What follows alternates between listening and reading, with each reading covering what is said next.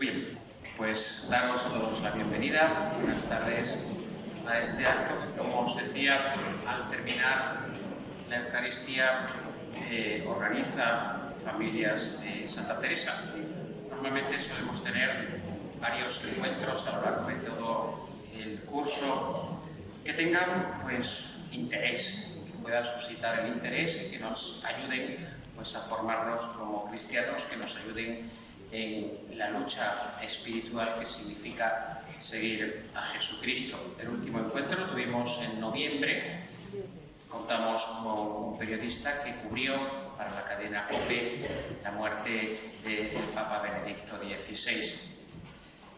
Hace un año en concreto, por el mes de marzo, curiosamente tuvimos aquí a José María Zabala, que tiene ese programa en YouTube de Refugio Zabala. Venía con su mujer, Paloma, y una persona, después de terminar de venerar los montones del Padre Pío, me pidió que invitase a nuestro invitado de hoy, a don Javier Rozón. Total que yo conocía a don Javier, él había estado aquí en la diócesis de Córdoba, había estado en torno a los años 90, cuando yo era seminarista. Mis padres también conocían a don Javier, pero la verdad es que no tenía contacto con él después de mi ordenación y de que él fuese trasladado a Málaga. Pero a través de Paloma, la mujer de José María Zabala, pude conseguir su contacto y tenerlo presente hoy aquí entre nosotros. Javier Rozón, como veis, y muchos lo conocéis, es sacerdote. Desde el año 1980 se licenció en Filosofía y Letras y empezó la investigación en la antropología teológica. Fruto de esa investigación tiene esa primera obra que se publicó aquí en Córdoba, si no me equivoco, en el año 98, Amar con el cuerpo, claves de la moral sexual católica. Yo no lo sabía, pero durante esa misma época de su estancia en Córdoba, nuestro querido don José Antonio Infantes Florido, y lo digo con todo el corazón, porque era para mí como un padre en esa casa que era el seminario, don José Antonio Infantes Florido, obispo de Córdoba, le encargó a él, yo no lo sabía hasta que no lo escuché en un podcast con José María Zabala, precisamente la misión de liberación. Le encargó la misión de exorcista aquí en la diócesis de Córdoba en esos años, en los años 90 y algo, que fue coincidiendo con mi entrada en el seminario. Continúa actualmente con esa misión de liberación, de exorcista en la diócesis de Madrid, que compagina con el ser capellán de un hospital y vicario parroquial en la diócesis de Madrid. Durante estos días se ha estrenado, sabéis, en Córdoba, la película Nefarius. Muchos de los que estamos en la parroquia pues hemos ido a ver esa película y quizás nos hemos quedado un poco conmocionados de comprobar cómo verdaderamente el enemigo, el mal, actúa muchas veces bajo capa de bien y se va imponiendo en nuestra sociedad y va imponiendo una cultura del odio, una cultura de la muerte, porque realmente odia a Dios y odia al hombre, a la criatura amada por Dios. Todo lo que estamos viendo acerca del aborto, la eutanasia, la rebeldía contra la misma creación, que ya no somos capaces de reconocerla como un don ante el cual lo que tenemos es que estar agradecidos, nos damos cuenta que procede realmente del enemigo, ¿no? En el fondo somos capaces de percibir que es soberbia y rebeldía que muchas veces se acepta socialmente, que pasa desapercibida, pero que sin embargo procede del maligno. Pues precisamente por eso hemos querido que esté con nosotros hoy don Javier, para que nos explique, para que nos presente, yo lo dejo hablar con toda libertad, pues cómo actúa el enemigo socialmente, cómo actúa el enemigo personalmente en cuanto el gran tentador y el gran mentiroso, y cómo luchar con todas las armas espirituales contra su mentira y contra sus engaños. Así es que, con todos vosotros, don Javier Luzón Peña. Yo no sé, don Luis, si será conveniente subir un poquito aquí para que se te vea mejor. Porque es que la gente no me ve. 2 personas. No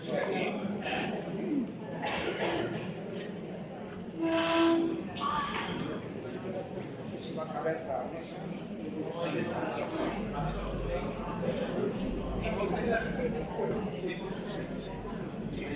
Sí, sí.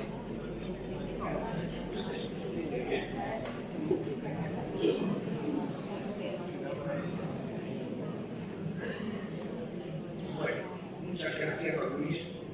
La verdad es que cuando me escribió y vi pues el remitente, correo electrónico, Luis Recio Úbeda, pues, este es el hijo de mi amigo Luis Recio, Mateo.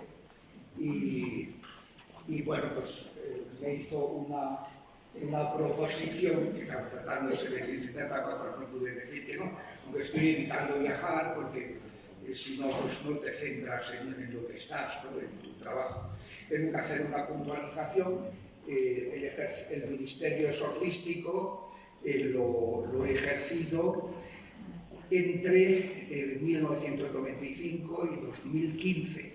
Ahora no soy exorcista, aunque estoy haciendo pues, la sugerencia que me hizo el obispo cuando dejé de ser exorcista, que era formar a los exorcistas. Porque por circunstancias de la vida, entre la formación teológica y filosófica que adquirí cuando estuve trabajando en la tesis doctoral de filosofía sobre Santo Tomás de Aquino, que como saben es la persona que la Iglesia nombró como doctor angélico, no porque él fuera angélico, era un hombre corpulento y muy normal, pero sí es el que mejor ha tratado los ángeles. Cuando luego don José Antonio me pidió que me metiera en este servicio, pues yo no tenía ninguna formación exorcística y lo que me salvó fue precisamente el saber cómo funcionan, cómo son, cómo actúan, qué pueden hacer, qué no pueden hacer, ¿no? Me vino estupendamente. Y bueno, pues esa formación es la que me preparó pues, para ir adquiriendo la experiencia cuando empezaron a darse ya muchos casos aquí en Córdoba, y el que era el vicario general de Curia, moderador de Curia, don Lorenzo López Cubero, que no sé yo si vive, creo que sí, don Lorenzo, creo que sí, pero no estoy seguro, que debe de ser ya mayor, pues porque me pidió pues, que me hiciera cargo de esta cuestión y bueno, ahí empezó pues, una experiencia providencial que se han dado pues, más de 15.000 intervenciones exorcísticas, bastantes más, en esos años, ¿no? Especialmente luego ya en mi etapa de Madrid, donde pues, trabajaba a razón de 55 casos semanales. Para que se hagan una idea, ¿no? Aparte de las clases de teología que daba los miércoles por la tarde, y la parroquia, tenía una parroquia donde el párroco tenía 84 años, y ya se pueden imaginar que había que estar muy al quite porque una persona ya mayor y con limitaciones. Bueno, pues eso ha sido providencial y es lo que me llevó pues, a verter en este manual, Las 6 puertas del enemigo, que se han traído algunos ejemplares de los 2 libros últimos que he publicado, pues verter ahí pues, toda esa experiencia y toda esa formación filosófico-teológica, pero ya digo, ¿no? Pues voy con los pies en la tierra y luego explicada para todo tipo de públicos. Cuando don Luis me ha pedido que comentáramos la película Nefarius, pues a mí me ha agradado mucho porque de hecho lo vengo haciendo desde hace ya lo hice en un programa de Zabala, varias entrevistas que me han hecho. Luego en Madrid, en varios cines, pues el que lo distribuye, el que distribuye la película, pues me pidió que fuera al coloquio después de la proyección, y es impactante, muy impactante, ver cómo ayuda a la gente, cómo hace pensar a la gente, cómo hace reaccionar. A mí me han pedido hasta confesión al acabar la película. Hombre, pues vete a tu parroquia. Dice, no, tienes que ser ahora, porque después de lo que he visto, dice, la gente quería pájaro en mano y no ciento volando, ¿no? Bueno, pues, hombre, la verdad es que es una película que es muy acertada, muy inteligente. Yo considero que lo mejor de la película es el guión. Un guión que han hecho los dos directores, han elaborado ese guión. Ellos tomaron la idea de una novela que se publicó, un autor que ha hecho de coproductor de la película. La novela era A Nefarious Plot, el complot de Nefarious, pero toman solamente la idea de fondo. Luego todos los diálogos los han elaborado ellos. Y son muy acertados y ponen de manifiesto pues muchas cosas, ponen de manifiesto muchos temas que vamos a comentar ahora, y con gran acierto. A mi modo de ver, esta película vendría a ser como la versión cinematográfica de las cartas del diablo a su sobrino, que publicó C.S. Lewis, el de las Crónicas de Narnia. Pues iba publicando en el periódico una carta cada mes, y luego las recopiló y publicó ese libro. Es un libro que abre mucho los ojos para darnos cuenta cómo actúan los ángeles caídos en nuestras vidas. Y esta película, pues en muy poco espacio, en muy poco tiempo, con un guión súper intenso, entretenido, que no da miedo. Siempre le digo a la gente, bueno, si venís a ver una película de terror, ya podéis iros, porque esto no es una película de terror, es una película que además atrapa. 97 minutos, que dos actores consigan mantenerte, pero que no pierdes un gesto durante 97 minutos, tiene mucho mérito. Cuando en Madrid se hizo el pase para los críticos de cine, salieron, que normalmente me dijo Alfredo Paradero, el distribuidor de la película, de la distribuidora, esta de no me acuerdo cómo se llama, pues que son películas de valores que van trayendo y van produciendo también ellos. Pues explicó que esta película había tenido que tenía el acierto, sobre todo era lo que comentaban los críticos, de los dos actores principales, que se merecían el Oscar. Dice, no se lo darán porque es una película de valores, pero es una auténtica obra de maestro lo que han hecho los dos. No solamente el que hace de Nefarious, de poseído por un diablo, sino también el psiquiatra, que es muy difícil su postura, ir expresando ese cambio que se va produciendo en él progresivamente dentro de su narcisismo y de su arrogancia, ¿no?, intelectual, pero lo hace muy bien. Hay 4 protagonistas en la película que representan, el director de la cárcel representa pues una sociedad que no se plantea nada, sino que va a resolver los asuntos sin entrar en más, ¿no? Una sociedad superficial, burocrática. Luego está la figura del sacerdote, el capellán de la cárcel, que expresa muy bien lo que ha pasado en la Iglesia en el siglo XX. Si recuerdan, Benedicto XVI publicó un libro que se llama Jesús de Nazaret, siendo Papa, y él en el prólogo señala que, dice, ustedes me preguntarán qué hace un Papa pues publicando un libro con todas las ocupaciones que tiene, 3 volúmenes, porque es que el gran problema de la teología del siglo XX ha sido la negación de la existencia de lo espiritual y, como consecuencia, la negación de la divinidad de Jesucristo y, como consecuencia, el relativismo moral. Porque si Jesucristo no es Dios, estamos en lo que proponen los obispos alemanes, bueno, el 80%, que es el relativismo moral. Lo que dijo Jesús es estupendo para su época, pero ahora somos mucho más modernos y entonces ahora hay que adaptar el Evangelio a nuestra época. Eso estaría muy bien si Cristo fuera un iniciador de una religión más, pero siendo Dios ya no cabe, no es posible ese planteamiento. Y es lo que se ha negado mucha gente, que entonces, claro, si como decía Pío X, al hablar de la pascendi del modernismo, o sea, la visión racionalista que niega la existencia de lo espiritual y lo sobrenatural a la hora de interpretar la Biblia. Todo eso, lo dice el capellán de la cárcel, son metáforas, son símbolos.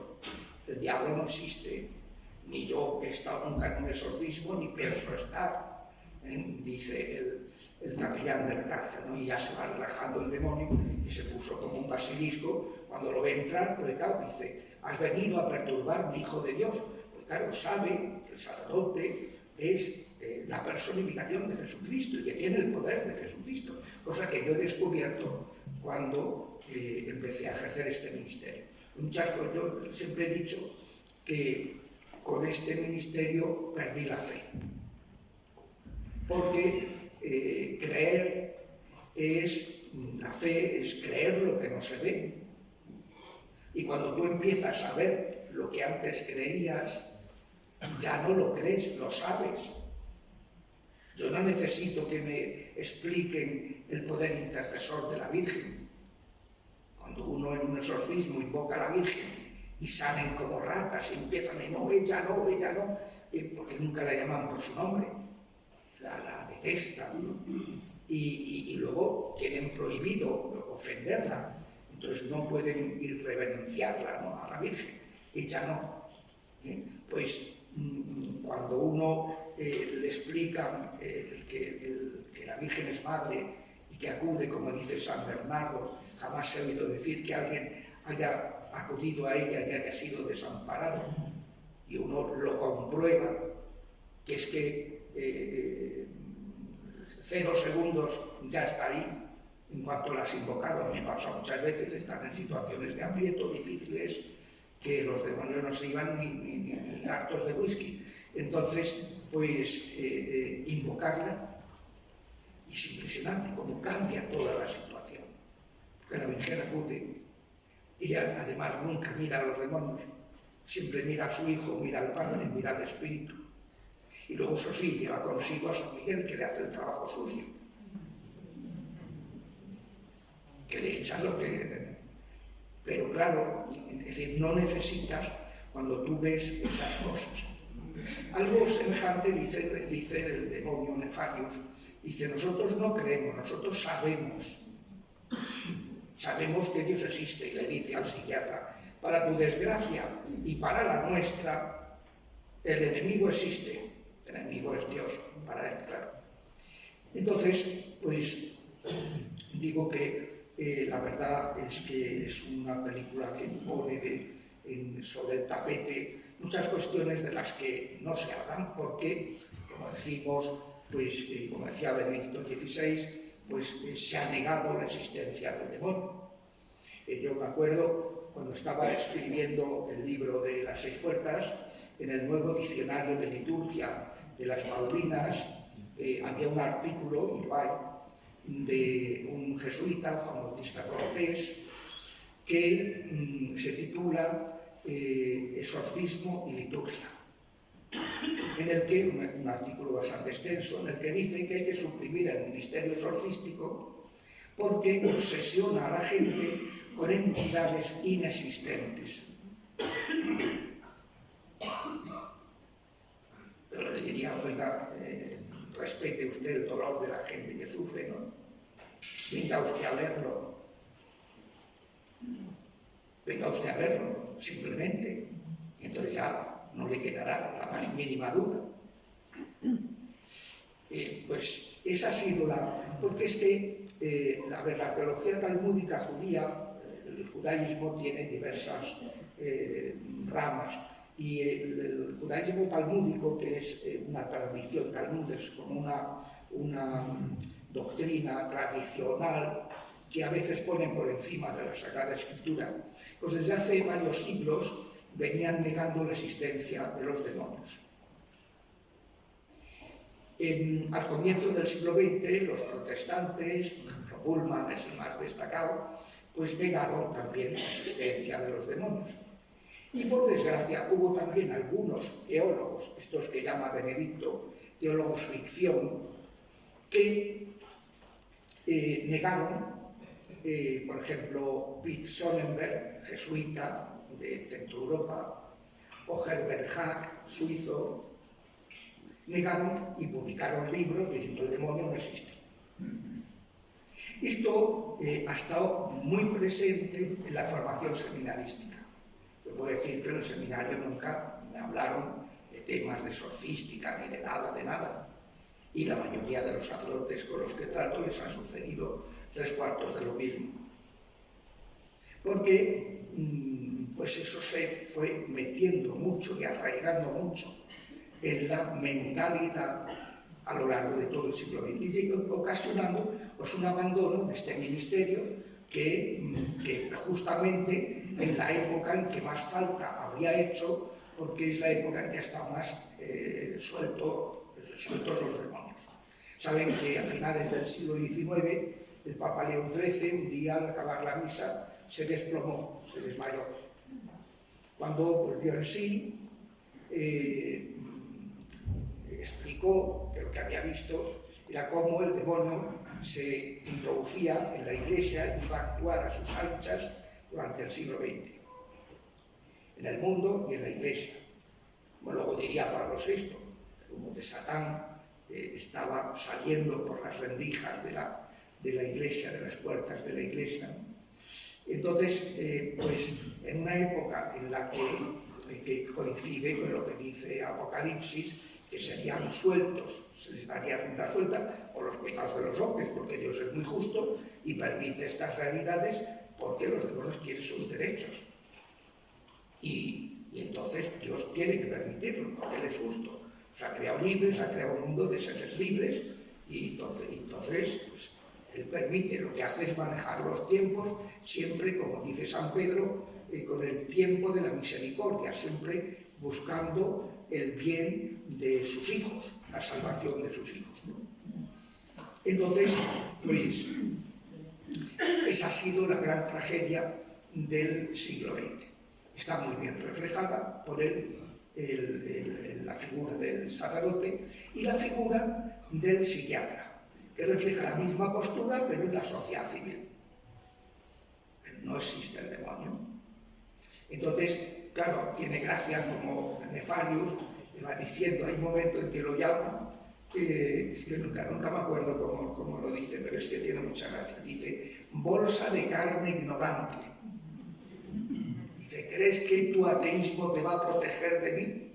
O sea, porque tú no creas en mí, y dices, es que yo no creo en esto, y dice, si es que estas cosas no funcionan subjetivamente, sino objetivamente. Esto siempre yo lo recuerdo a los padres, a la gente, es decir, que tú cuando estás usando un amuleto y no sabes que es un amuleto y llevas una estrella de 5 puntas en las deportivas, en el polo, en lo que sea, o se pone una estrella de 5 puntas en la corona de la Virgen, que eso me lo he encontrado en muchos sitios. Por ejemplo, la medalla milagrosa, los masones, la medalla milagrosa no llevaba estrellas. Entonces se le pusieron estrellas, se vio conveniente, pero los masones consiguieron meter la estrella de 5 puntas, que es la estrella luciferina, y que es la que adoptó Salomón. Si tú le preguntas a un judío, dice, esa es la de Salomón, la que adoptó cuando cayó en el ocultismo. Salomón es un rey que empezó muy bien, pero acabó fatal, porque se casó con 700 hijas de reyes, todas paganas, ni una sola hija de Israel. mira que la ley de Moisés lo prohibía, pero 700 hijas de reyes y 300 concubinas, todas idolátricas. Cuando se hizo mayor, le comieron el tarro y acabó en el ocultismo, adorando pues, a esas deidades, esos demonios que adoraban sus mujeres. Bueno, pues uno puede no darle importancia a eso. Me decían hoy, es que el padrecito tal nos dice que eso no tiene, que el demonio no se fija en esas cosas. Vaya que sí se fija. Vaya como sabe que no tiene ni idea de lo que está hablando ese sacerdote. Vaya que sí se fija. Se fija en todo, aprovecha en todo. Tú has llevado a tu niño a Halloween pensando que es una fiesta de calabacitas y de disfraces y le has abierto una puerta a tu hijo. Y ese niño a lo mejor no le pasa nada en ese momento.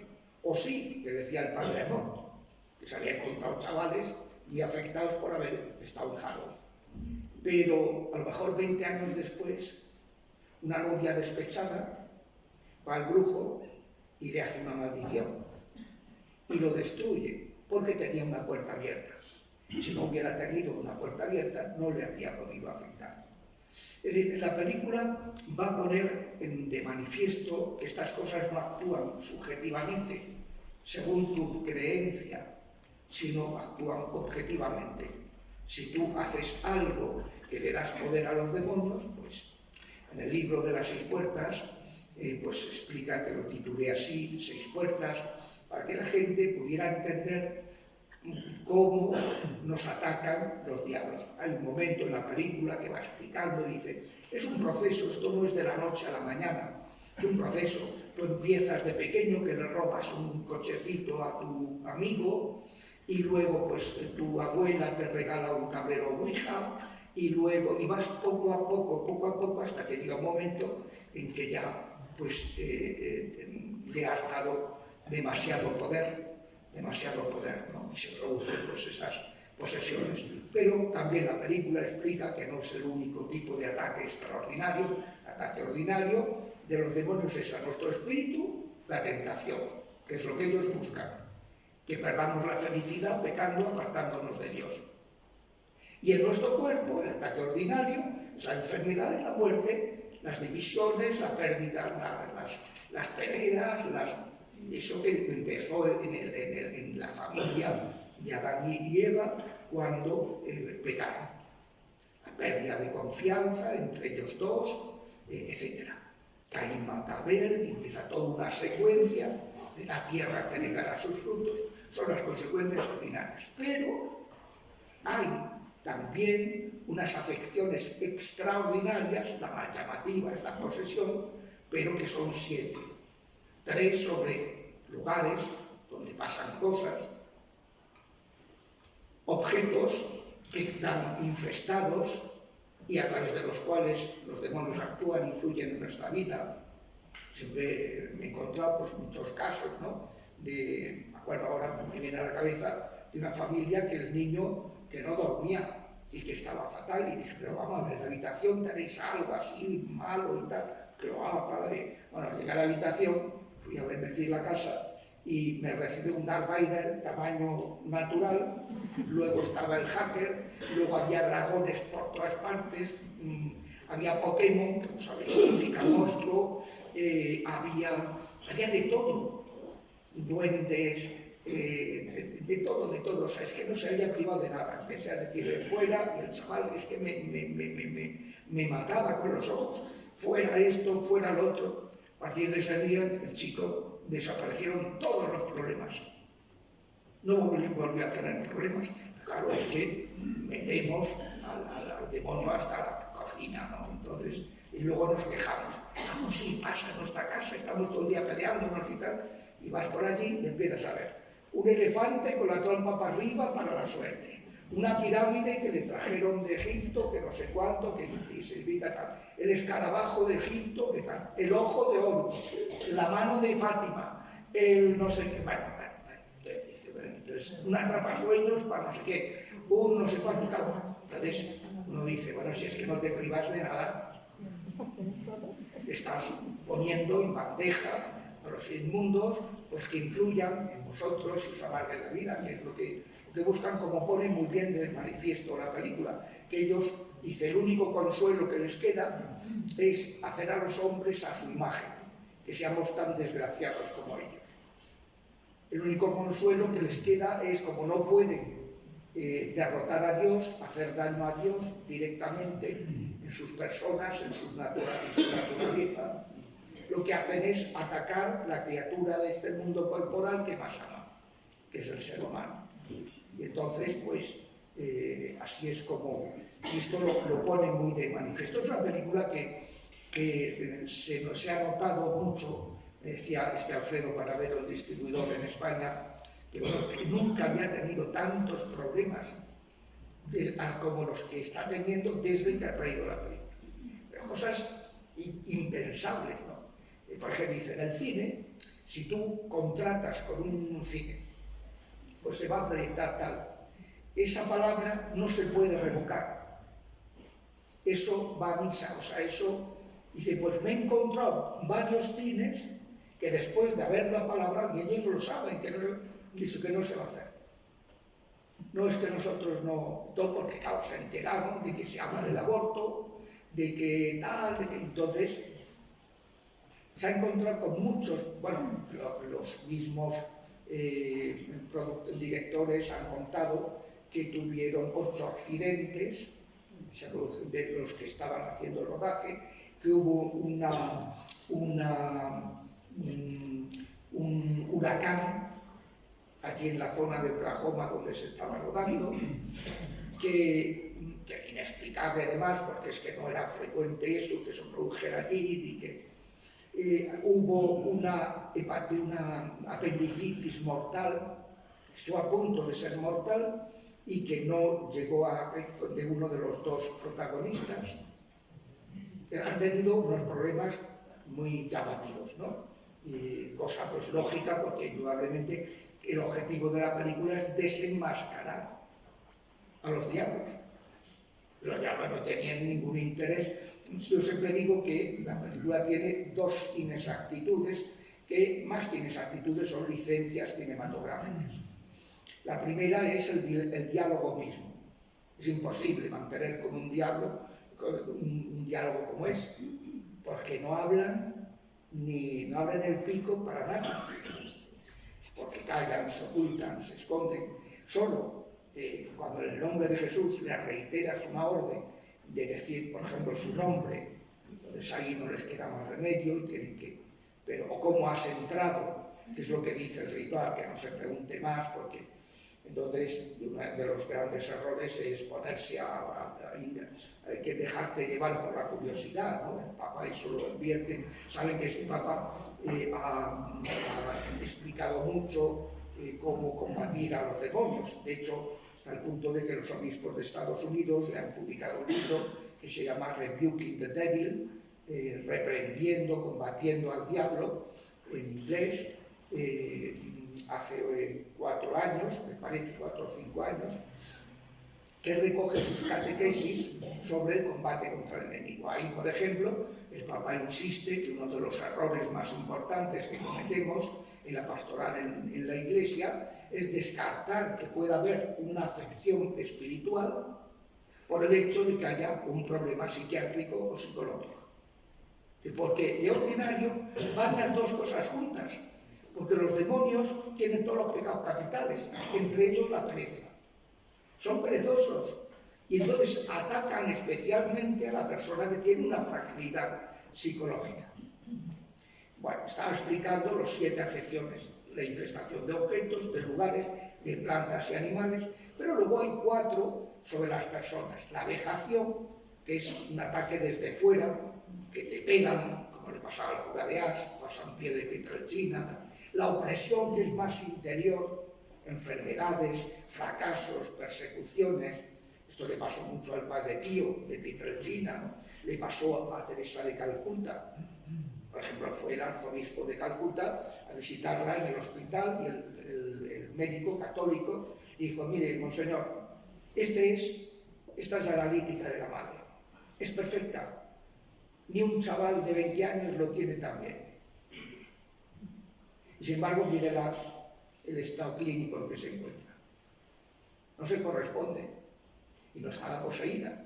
Tenía una opresión diabólica, que se llama. El exorcista fue llamado, le hizo una oración de liberación y que le ayudó mucho y tal. Era lógico, porque una mujer que hacía tanto bien, el enemigo pues le atacaba como podía, ¿no? Pero, o sea, la vejación, la opresión o infestación, la opresión o influencia diabólica, luego la obsesión diabólica, que puede ser mental, la persona que entra en bucle, pero que no es una obsesión. Hay muchísimos psiquiatras que le han mandado gente diciendo, mira, yo a una persona le pongo un tratamiento por un TOC, por ejemplo, y en 4 meses lo he estabilizado. Es que no responde a ninguna medicación, ninguna. Y además tiene unas obsesiones rarísimas, por eso lo manda al sacerdote, ¿no?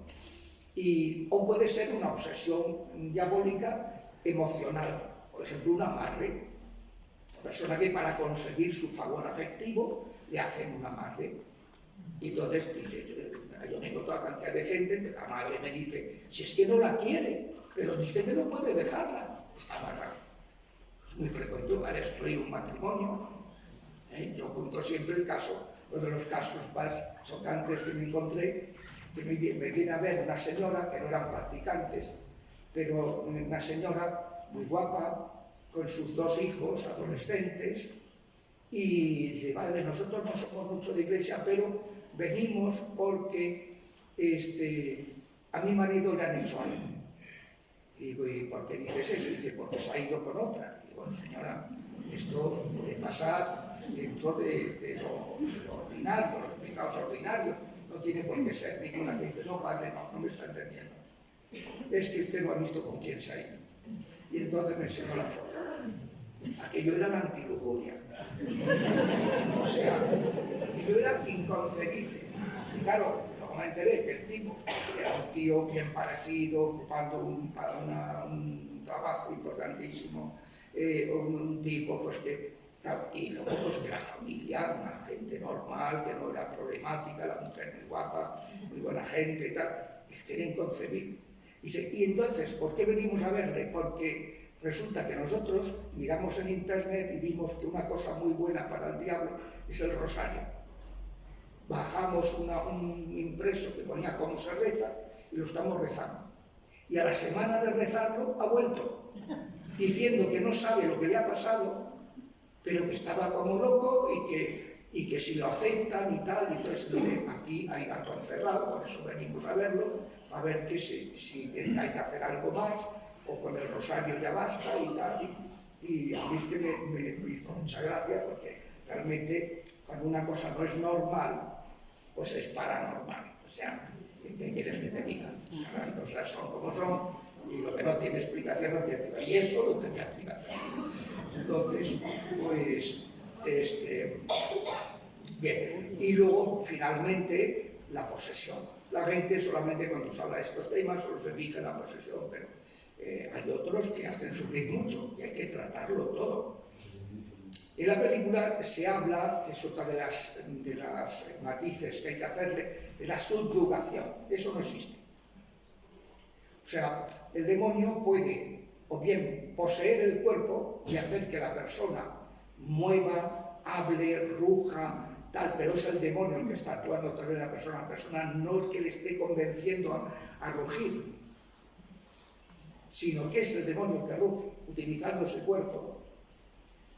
O puede influir a través de la opresión diabólica, de obsesionarla y tal, que llegue pues al extremo de suicidarse, de cometer una locura. Pero ya digo que eso de no, que es que me obliga a hacer cosas que yo no quiero, no. O sea, porque si tú no quieres, no quieres. Y si tú quieres, pues quieres. O sea, ese tipo, lo que sí existe es gente que está en la órbita de los diablos, que son satélites de los demonios. Eso sí que existe. Yo me he encontrado, me acuerdo aquí en Córdoba, uno de los primeros casos que tuve, era un caso que a mí me daba mucho miedo, porque tenía que ir a una zona donde yo entonces no tenía formación, y entonces cuando no sabes el poder que tienes, pues tienes miedo, claro, para enfrentarte con esas cosas. Luego ya cuando me pasó lo que me pasó, que ahora os contaré, pues ya se pierde el miedo. Y entonces, claro, ahí era una finca donde había muchos perros. Y yo a los demonios, pues no me ponen muy nervioso, pues sabes que a fin de cuentas eres ministro de Cristo. Pero los perros no hacen caso a los sacerdotes. Entonces, pues pasaba mucho miedo con los perros, ¿no? Y entonces este era un caso de una abuela regente de una casa de citas de aquí de Córdoba, que es la única vez que yo estaba en una casa de citas.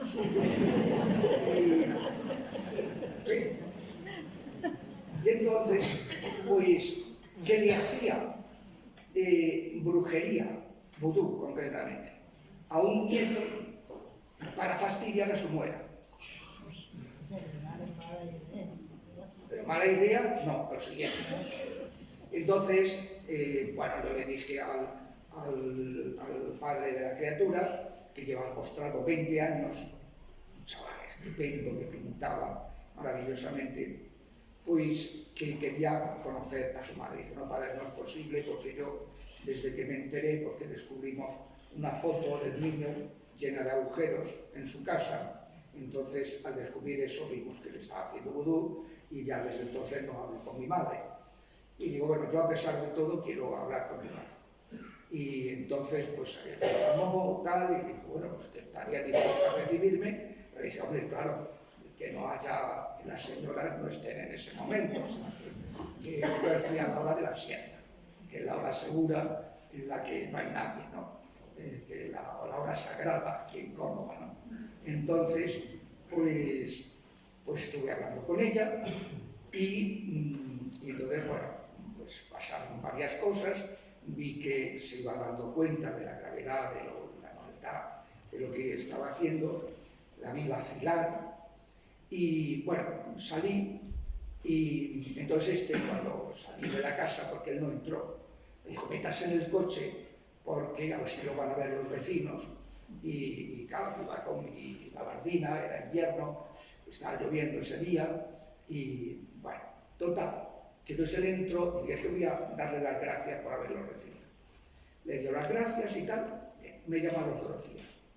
Don Javier, le llamo para dos cosas. La primera, que ayer murió mi madre. ¿Cómo? Sí, murió mi madre. ¿De qué? Dice, de nada. ¿Cómo que de nada? ¿No habrá muerto? Dice, no, el médico dice que muerte natural. Pero si no tenía nada. Pues eso es lo que hay. Y segundo, era preguntarle qué es lo de las llaves. Cuando estábamos hablando, estábamos en una mesa de estas largas, con un asiento, no sé cómo se llama, un asiento corrido en ángulo recto, y entonces aquí en medio estaban las llaves del lugar. Entonces yo agarré las llaves, me metí la mano en el bolsillo donde llevaba agua bendita, me unté los dedos y digo, a ver qué pasa si se da cuenta esta mujer. Entonces pues estuve jugando con las llaves y lo hice muy disimuladamente, pero que se viera que estaba jugando con las llaves. Y entonces la madre, cuando fue a darle las gracias, le dijo, este señor que me has traído no es un sacerdote. ¿Cómo que no? ¿No has visto la tirilla? Tal. No, es un exorcista. ¿Y por qué dices eso?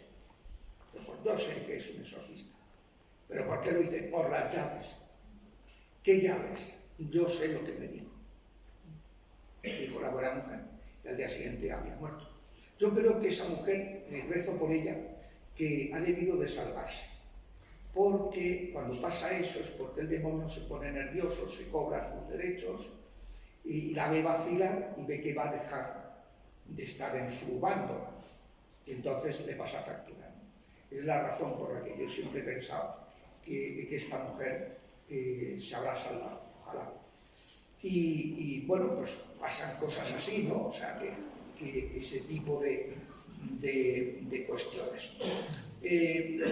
Ya digo que hay esas dos licencias, los demonios no mantienen un diálogo, no existe la subyugación, pero bueno, son recursos a los que han acudido los guionistas para desarrollar un guión que era el que a ellos les interesa.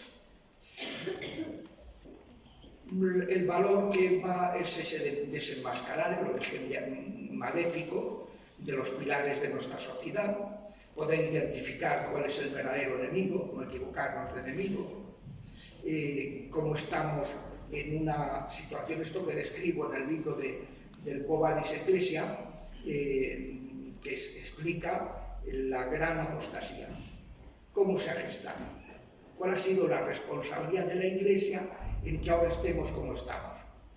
Cómo empieza el Apocalipsis, lo explica que a partir del siglo XIV, a partir de la crisis del siglo XIV, ya las tres últimas iglesias, las cartas a las iglesias, la iglesia me parece que es de Esmirna, de Filadelfia y de Odisea, ya es el declive de la iglesia.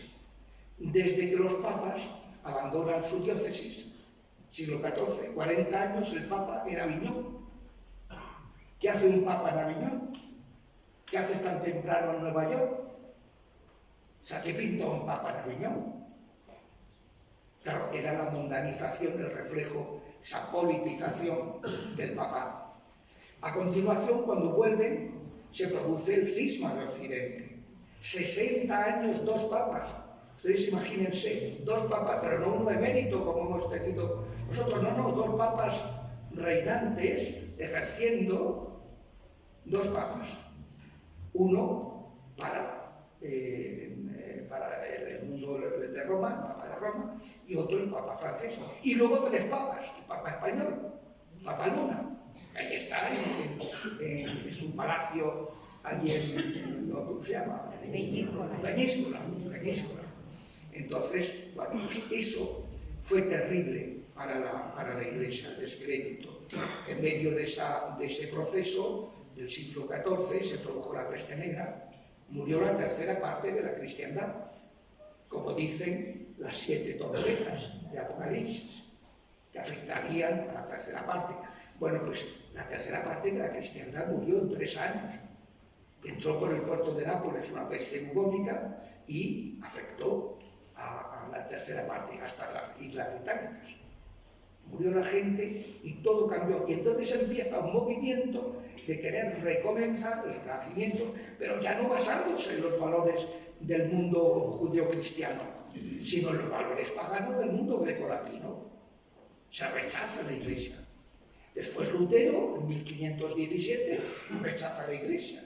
En 1717, la masonería, según la primera logia masónica moderna, rechaza a Cristo. Ahora la luz del mundo no es Cristo, Dios de Dios, luz de luz, sino Lucifer.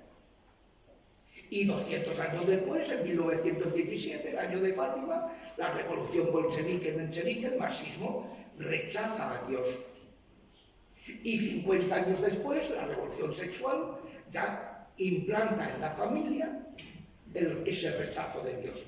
Esto lo habían dicho Marx y Engels en un libro que escribieron 20 años antes de publicarse El Capital. Habían escrito un libro que se llama La ideología alemana, donde explican que hasta que no se implante la lucha de clases entre los sexos en el matrimonio, en la familia, no se conseguirá descristianizar la sociedad. Y así ha sido. El libro es menos conocido que El Capital porque lo publicaron 20 años después del Capital, aunque lo habían escrito 20 años antes. Y ese es el proceso que es herirá al pastor, se dispersarán las ovejas. En el libro del Quo Vadis se explica qué ha dicho Cristo sobre esta época, qué dice la Sagrada Escritura sobre la época en que estamos, de la gran apostasía, qué han dicho los santos, relaciones privadas a santos, y luego, sobre todo, qué ha dicho la Virgen suena la Agenda 2030. Pues hay una agenda de la Virgen que es la Agenda 1830. 1830, las apariciones a la medalla milagrosa, y a partir de ese momento se produce un fenómeno que nunca había sucedido en la Iglesia, que era que la Virgen se aparezca cada 10 años, ahora aquí, ahora allá. Cada 10 años. Hasta ese momento había habido 8 o 9 apariciones relevantes de la Virgen, no más. Y desde entonces, primero fue la medalla milagrosa, luego la Salete, que además describe todo lo que va a pasar ahora, igual muy parecido a lo que se dijo en Garabandal. Luego aparece Lourdes, 12 años después en Irlanda, después en Normandía, está Marie-Julie Jarny, que es una vidente que estuvo alimentándose solo de la Eucaristía durante casi 40 años y que recibió revelaciones privadas desde 1873 a 1941, en que falleció. Allí en Nantes, que es Normandía, el noroeste de Francia, pues allí recibió. Luego en Retilly, 10 años después, luego pues en el Cairo, luego multitudes, y a partir de 1960, las apariciones de Garabandal, ahora ya no es cada 10 años, sino simultáneamente en multitud de sitios, diciendo lo mismo, llamado gente a la conversión.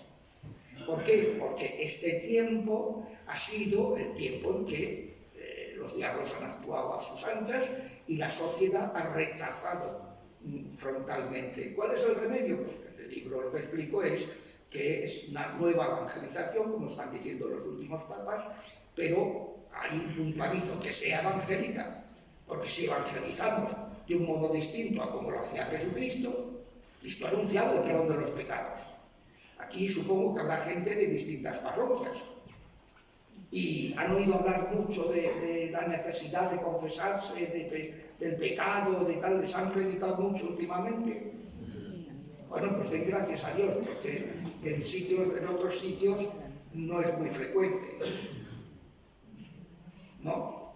Y Cristo, además de anunciar el perdón de los pecados, lo que hacía, y veo que hay 2 confesionarios, o sea que muy bien, y además están limpitos, no están con polvo y tal, ¿no?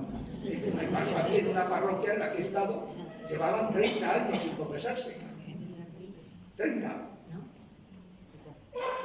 Entonces, bueno, pues eso, o sea, una situación de apostasía generalizada. Que digo que Cristo anuncia el perdón de los pecados y luego hacía milagros y expulsaba demonios para demostrar que no era un charlatán, sino que era Dios. Y ahora nosotros hacemos eso en la Iglesia. ¿Desde cuándo ha dejado de hacerse?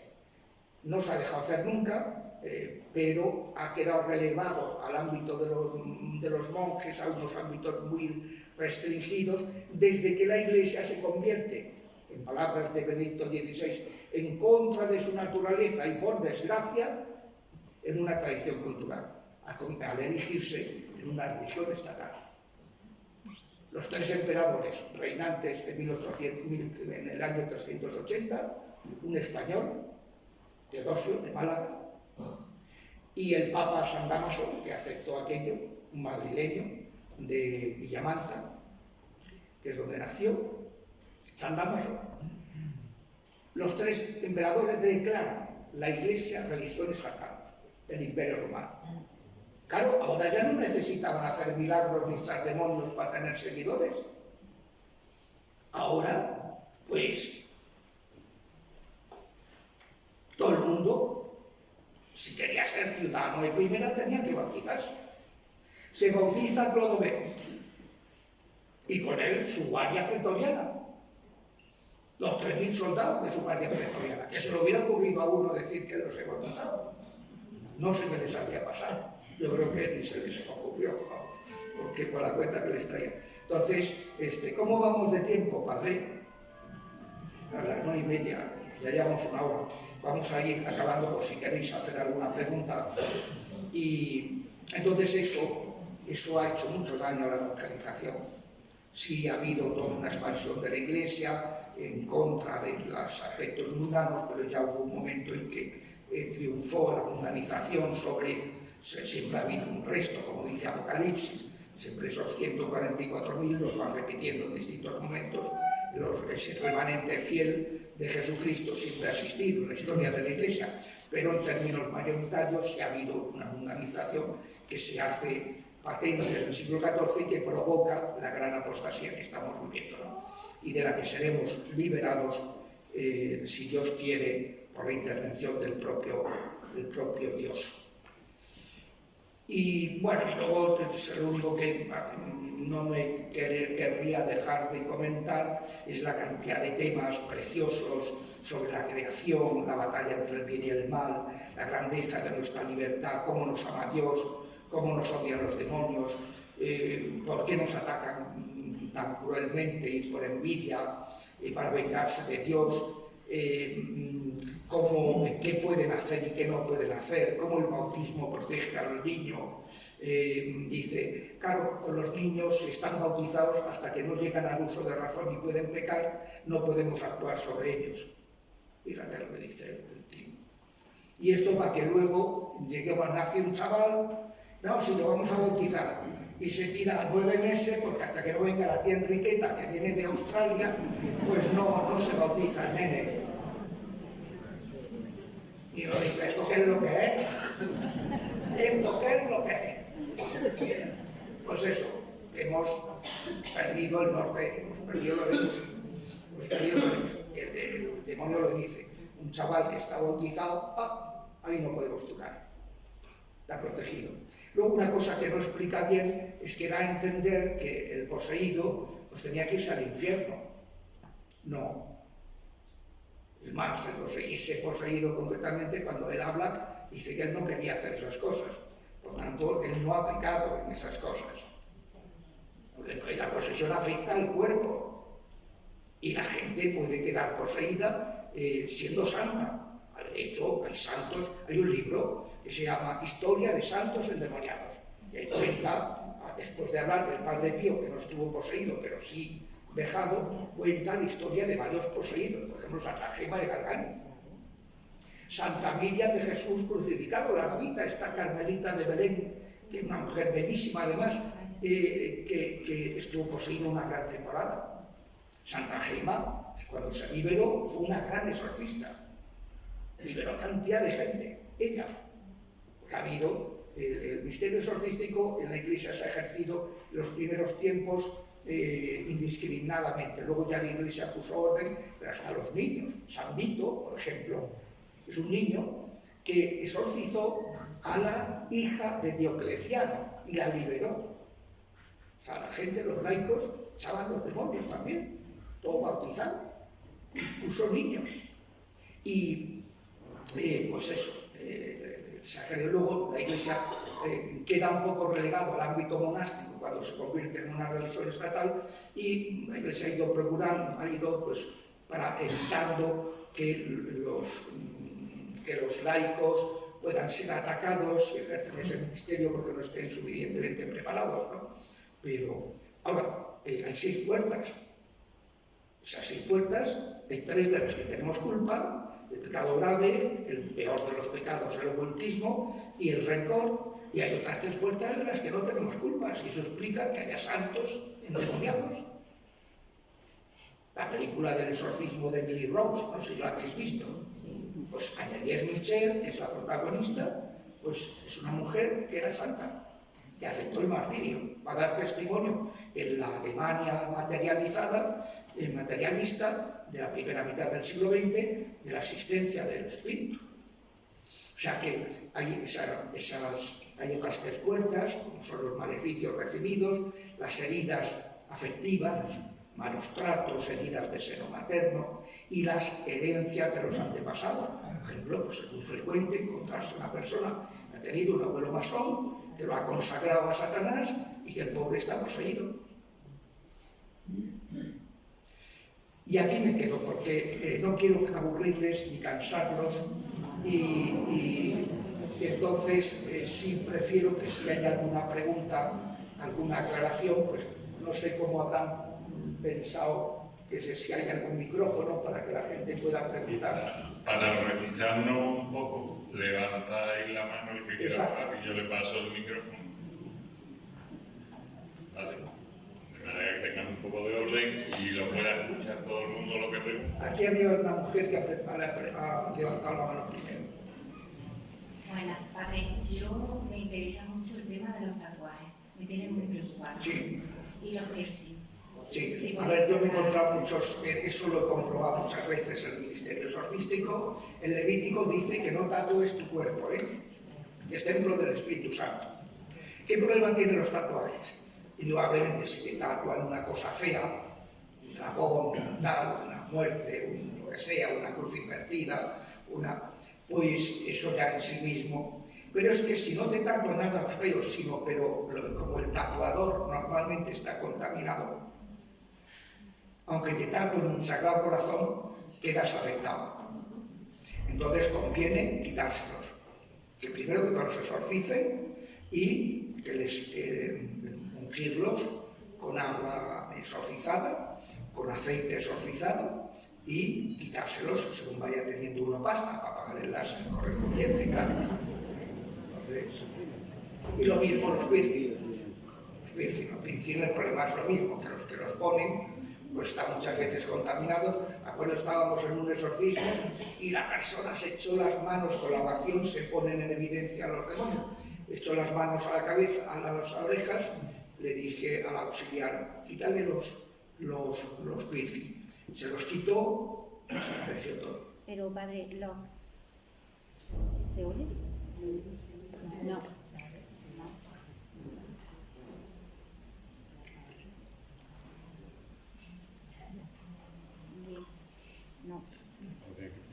No, ahora sí. Pero, por ejemplo, los piercings que te ponen en una farmacia, el agujero que te hacen y tú te pones... No, hombre, un agujero normal, un pendiente. Tiene que ser claro, el tema es estos otros piercing que es otra cosa. Ya. Vale, gracias.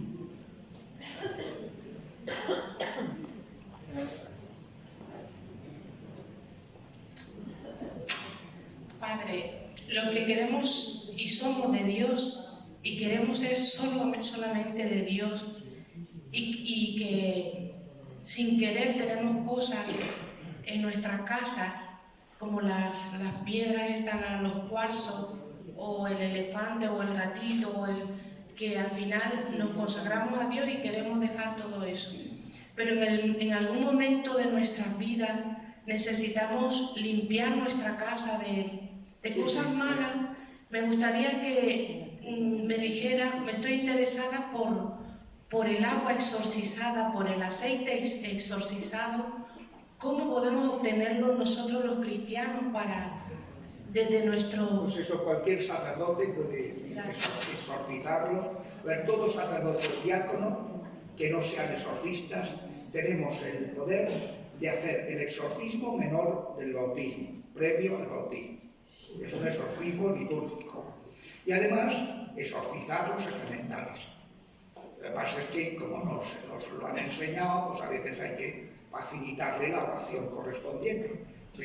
Y luego, cuando hay cosas en las casas y eso, pues hay que agarrar el polo con la estrellita de 5 puntas y cortarlo y a la calle. Hay que agarrar los cuarzos y tal, fuera. Siempre estas cosas, procurar no tocarlas con las manos, se asperjan con agua exorcizada, se exorcizan y se tiran.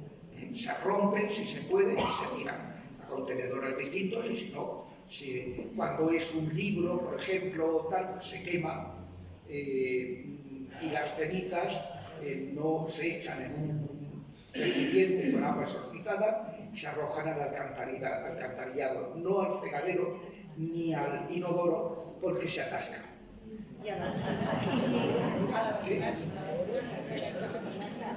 ¿A la basura? No, la basura es mejor, pues como que no, porque, vamos a ver, si es un objeto que se va a romper, tirarlo directamente al contenedor. ¿Y si lo has tocado, padre, qué pasa? Pues te lavas las manos con agua exorcizada. Perdón, tengo una amiga que tiene un problema de sistema espíritu, porque ella tiene que, hace tiempo en su casa, se ponen todos los aparatos en marcha solos, desconectados. Cuando en una casa hay fenómenos no maléficos en el sentido de que se ve que quieren destruir y quieren hacer daño, entonces no son demonios, suelen ser almas de difuntos que todavía no han encontrado la paz y que están apegados al mundo de los vivos. Se llaman, en el ritual de exorcismos de 1614 los llaman fantasmas.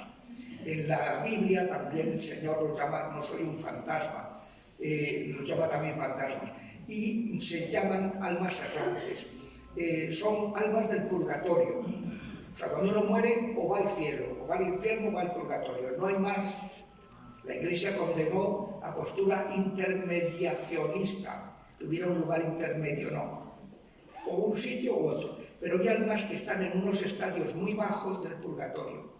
Y entonces, todavía, ¿qué pedimos por los muertos? Señor, dales el descanso eterno, que tengan paz, y brille para ellos la luz. Y estos ni tienen luz todavía, ni tienen paz, y están enredando.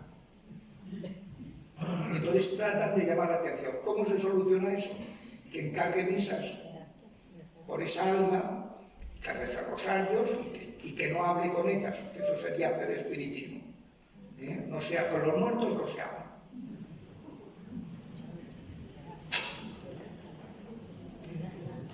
¿Qué opina de la pandemia del coronavirus? Hombre, esto es un golpe bajo. A ver, que no viene mucho a... Bueno, sí viene a cuento, pero no directamente. Y por tanto prefiero no meterme en ese caso. Porque, hombre, ahora están saliendo muchísimas informaciones de gente, de médicos que están reconociendo el gran error que cometieron, prestándose a esta cuestión.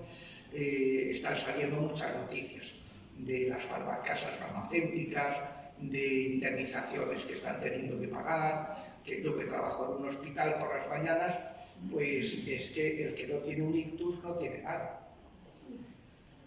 O sea, aquí todo el mundo tiene su ictus, ¿eh? ¿Y usted qué? Un ictus, ¿verdad? Sí, padrecito. Y por el caro, en fin, prefiero no entrar. Hombre, se han utilizado para fabricar ese tipo de productos farmacológicos, que no me gusta llamarlos vacunas, se han utilizado células de fetos abortados. Pues ya viene manchado de origen. Pero bueno, que lo está usando el enemigo, a mí no me cabe la menor duda. Pero no me tires de la letra. Más. Hola, buenas tardes. Yo quería preguntarle dos cosas. ¿En algún exorcismo el diablo ha manifestado su relación con la Agenda 2030? Y la segunda es, ¿los exorcistas usan también los péndulos esos para detectar demonios o algo así? No deberían usarlo. Yo sé de exorcistas que lo han hecho y que han contaminado a la gente por haberlo hecho.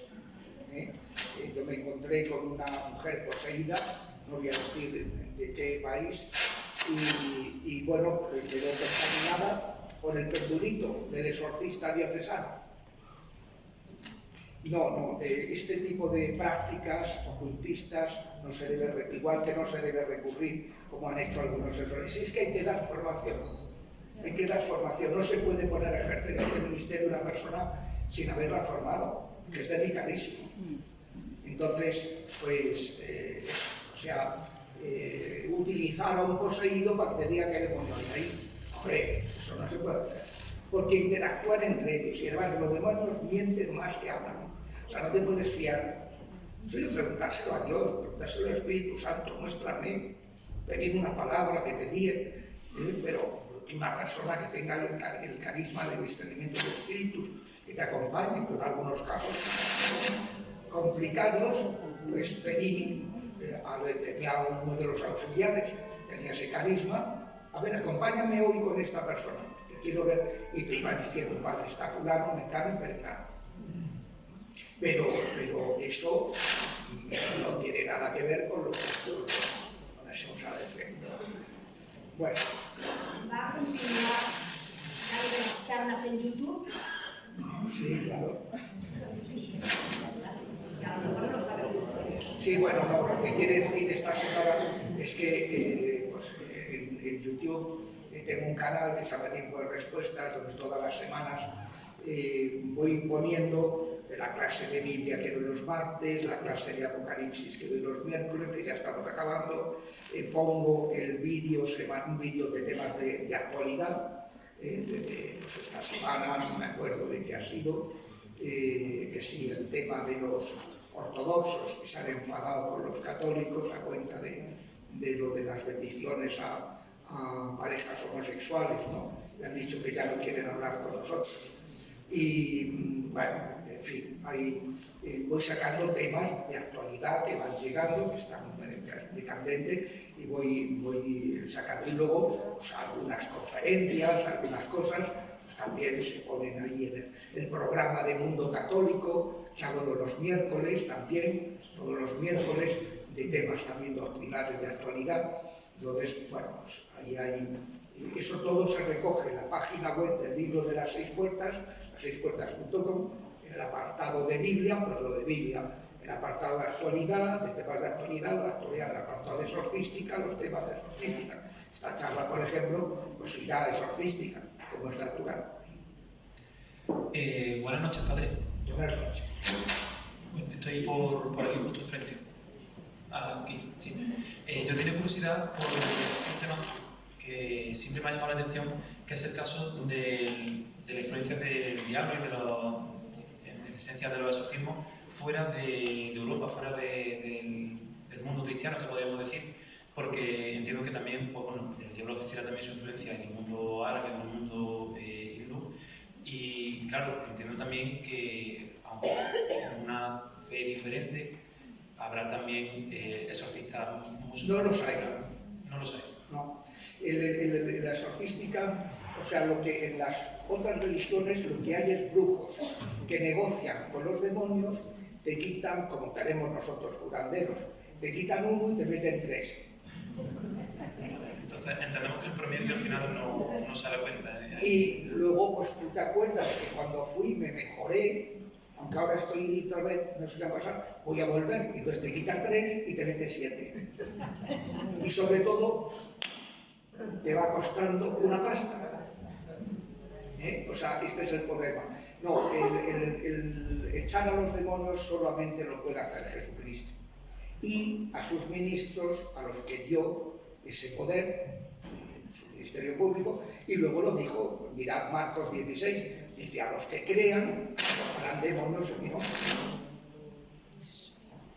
Pero fuera de darse una persona siga al Espíritu Santo y que interceda, pero este ministerio es un ministerio que se ha dado en la Iglesia. Hay punto, la diferencia entre los brujos, los chamanes, los tal, y la Iglesia, donde no negociamos con los demonios.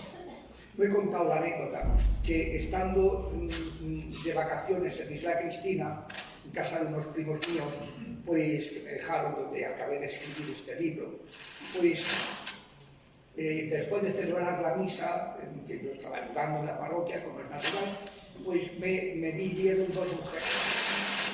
Alguien que apague el micrófono momentáneamente. Entonces, estas 2 mujeres querían hablar, una estaba poseída, el obispo de Huelva me pidió, don José, el anterior, me pidió que la exorcizara esos días de vacaciones. Digo, pues vaya vacaciones que voy a tener. Y bueno, total, que en el primer exorcismo, antes de exorcizarla, estuve confesándola. Y cuando estaba dándole los consejos, estábamos en una mesa.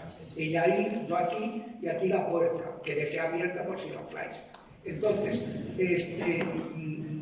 le cambia la voz, me empieza a decir, ¡qué mentiroso que eres! Con voz de hombre, ¡qué mentiroso! Y la tercera se abalanzó sobre mí con un leopardo. Entonces yo salí zumbando y la esquivé.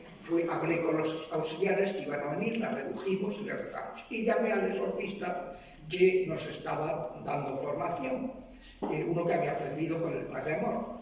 Y entonces, después de escucharme, me echó una bronca monumental. Muy mal, Javier. Hombre, muy mal, no te tenías que haber ido. Digo, no tenía que haber ido. Se estaba muerto de miedo, no dije muerto, dije otra cosa, de miedo. Total, que me dijo, miedo el que tienen los demonios de tu poder sacerdotal. Lo que pasa es que él sabía que tú eras un ignorante. En lo sucesivo, le dices, en el nombre de Jesús, déjale acabar la confesión. Y el que se va es él, no tú. Y así ha sido hecho, ya no me he vuelto a ir de ningún sitio desde aquel momento. Bueno, a ver. No sabía que las piedras tenían un problema. No tienen por qué tener problema, pero si hay piedras que se utilizan como amuleto y están contaminadas, por eso. Gente que recurre a los cuarzos, que son muy bonitos, como un amuleto y los tienen como tal, entonces es un mal asunto. De hecho, Santa Hildegarda de Bingen tenía relaciones privadas sobre las propiedades de los minerales, de las plantas, de los animales, etcétera, para la sanación.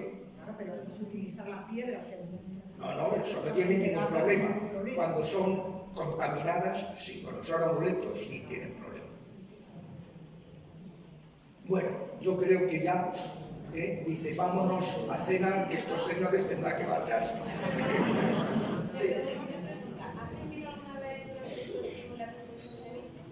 Eso he dicho.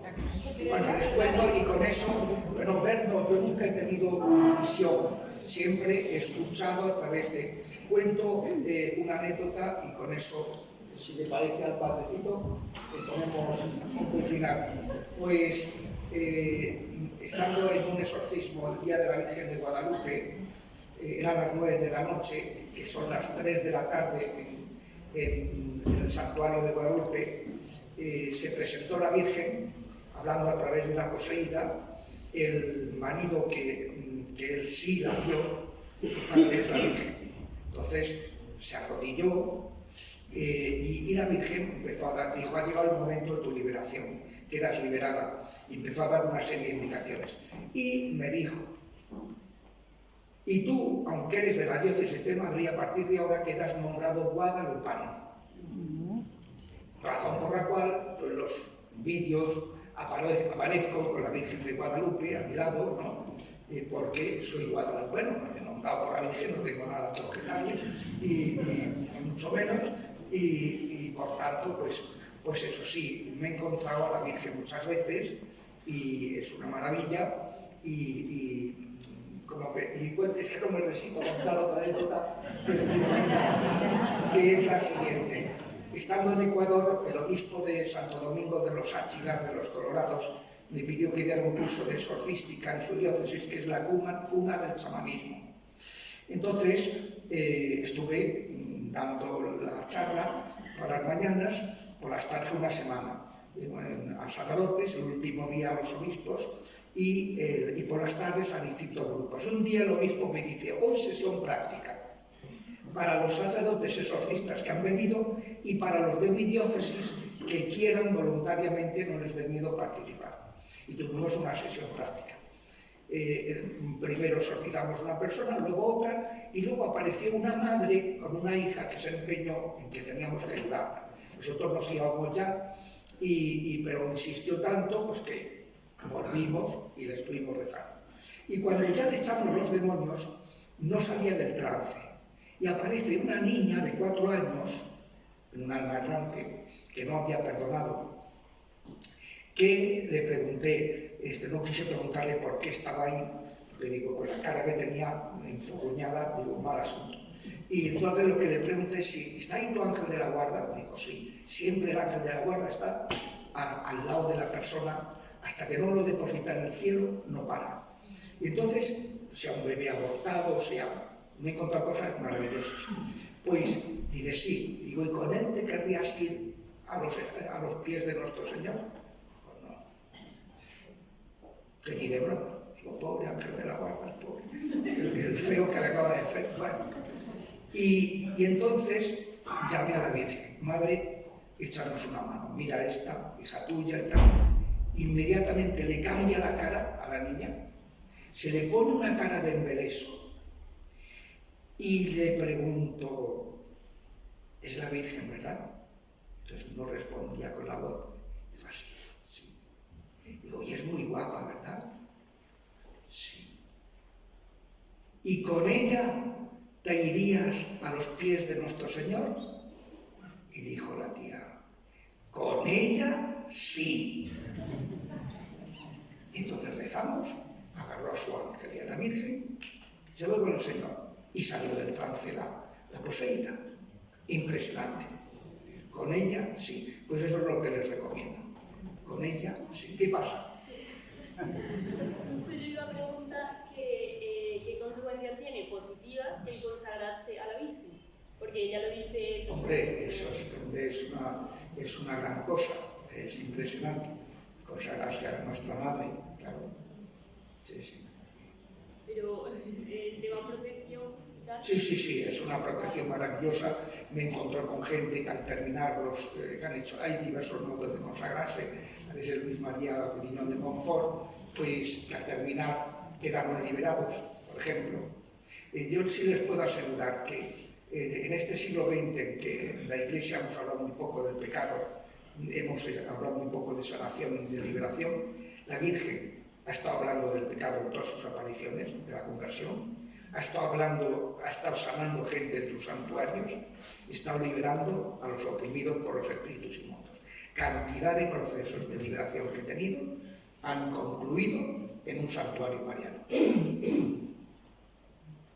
O sea que, para que tú veas.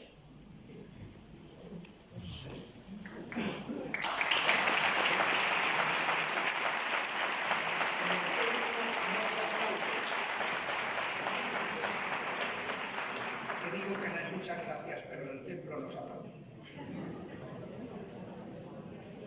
Sí, los que quieran, aquí hay ejemplares de los dos libros, que los que quieran pueden comprarlos y si alguien quiere que se lo firme, pues se lo firme.